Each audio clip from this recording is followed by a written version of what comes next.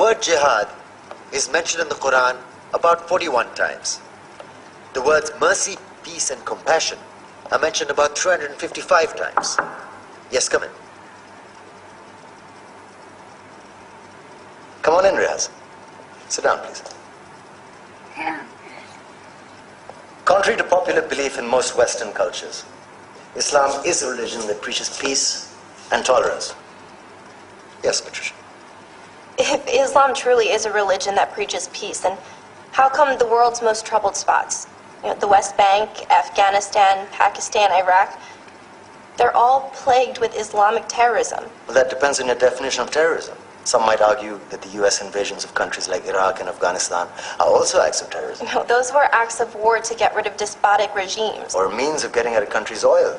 Conspiracy theories. Well, May I? Yes, please. Go ahead, Riaz. Mr. Khan is right. I mean, if we're talking about terrorists, the world's biggest terrorists are the white superpowers. Come on now. No, really, stop and think about it. Explain 9/11. Okay.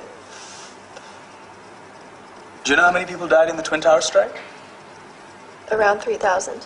And do you have any idea how many people died in the bombing of Afghanistan? Take a wild guess. More than 15,000 people died. And that's just conservative figures. About 50,000 tons of explosives were dropped on innocent civilians. Men, women, children. Yeah, but that was because of the Taliban.